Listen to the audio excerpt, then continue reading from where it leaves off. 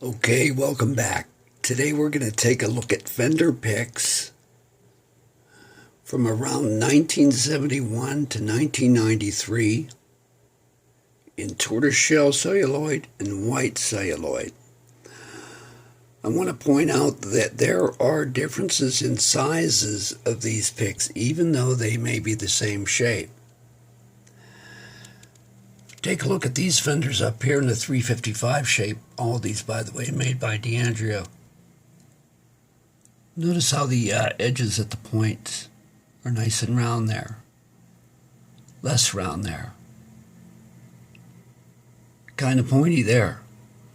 Now these all have the registered trademark R that you see in the upper right of the name that Fender legally could put there after they were granted the trademark in 1971.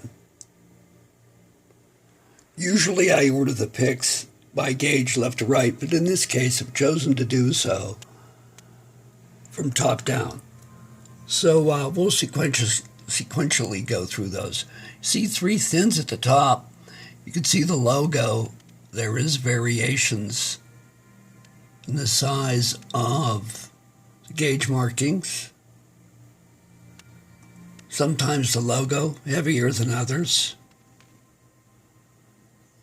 Moving down here to the jazz shape 355.5, there are some real obvious differences in this shape. Well, I'm doing this by hand, so I know there's a little camera shake. Hopefully it'll stabilize though once I process it. Look at the difference in size of those two picks. And how about that celluloid color? Nice.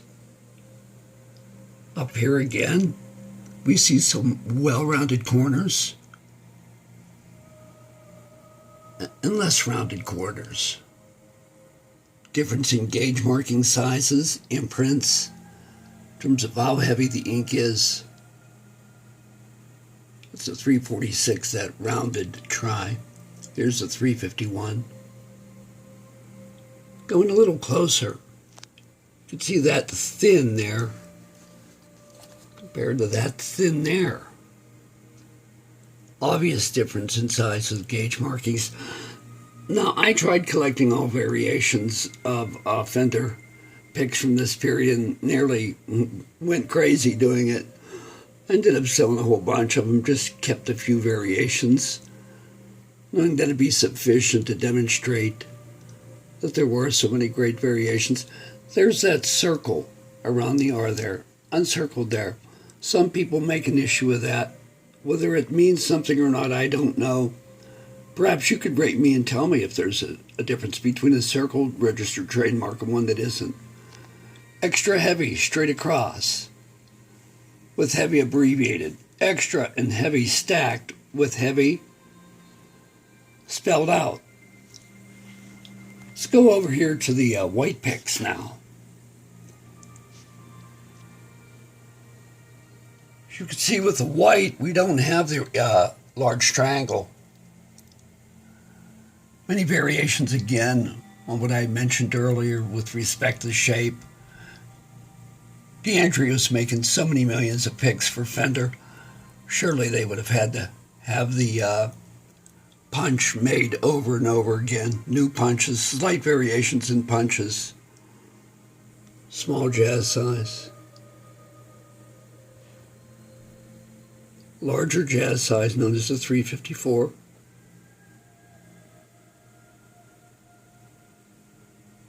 Over here. Look at that imprint there. Real heavy there in the middle. Left and right, less so.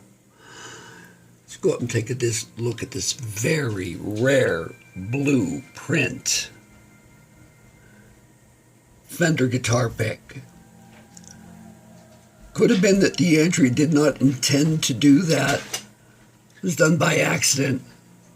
I only seen them on one occasion. Never seen those in quantities. So there you have it, the white and tortoise from 1971 to 93.